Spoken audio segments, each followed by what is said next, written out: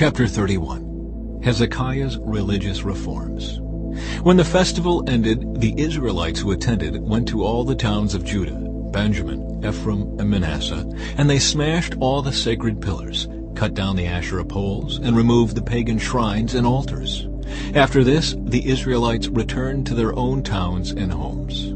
Hezekiah then organized the priests and Levites into divisions to offer the burnt offerings and peace offerings, and to worship and give thanks and praise to the Lord at the gates of the temple. The king also made a personal contribution of animals for the daily morning and evening burnt offerings, the weekly Sabbath festivals, the monthly new moon festivals, and the annual festivals as prescribed in the law of the Lord. In addition, he required the people in Jerusalem to bring a portion of their goods to the priests and Levites, so they could devote themselves fully to the law of the Lord.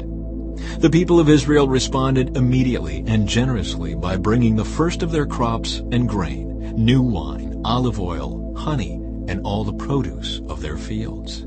They brought a large quantity, a tithe of all they produced. The people who had moved to Judah from Israel, and the people of Judah themselves, brought in the tithes of their cattle, sheep, and goats, and a tithe of the things that had been dedicated to the Lord their God, and they piled them up in great heaps. They began piling them up in late spring, and the heaps continued to grow until early autumn. When Hezekiah and his officials came and saw these huge piles, they thanked the Lord and his people Israel. "Where did all this come from?" Hezekiah asked the priests and Levites. And Azariah the high priest, from the family of Zadok, replied, "Since the people began bringing their gifts to the Lord's temple, we have had enough to eat and plenty to spare. The Lord has blessed his people, and all this is left over." Hezekiah ordered that storerooms be prepared in the temple of the Lord.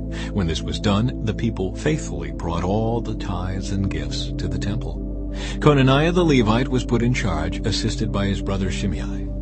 The supervisors under them were Jehiel, Azaziah, Nahath, Asahel, Jeremoth, Jozabad, Eliel, Ismachiah, Mahath, and Benaiah.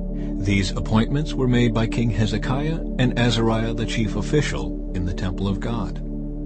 Kor, son of Imnah the Levite, who was the gatekeeper at the east gate, was put in charge of distributing the voluntary offerings given to God, the gifts, and the things that had been dedicated to the Lord. His faithful assistants were Eden, Miniamin, Jeshua, Shemaiah, Amariah, and Shechaniah. They distributed the gifts among the families of priests in their towns by their divisions, dividing the gifts fairly among old and young alike. They distributed the gifts to all males 3 years old or older, regardless of their place in the genealogical records. The distribution went to all who would come to the Lord's temple to perform their daily duties, according to their divisions. They distributed gifts to the priests who were listed by their families in the genealogical records, and to the Levites 20 years old or older who were listed according to their jobs and their divisions. Food allotments were also given to the families of all those listed in the genealogical records, including their little babies, wives, sons, and daughters, for they had all been faithful in purifying themselves. As for the priests, the descendants of Aaron, who were living in the open villages around the towns, men were appointed by name to distribute portions to every male among the priests and to all the Levites listed in the genealogical records. In this way, King Hezekiah handled the distribution throughout all Judah, doing what was pleasing and good in the sight of the Lord his God.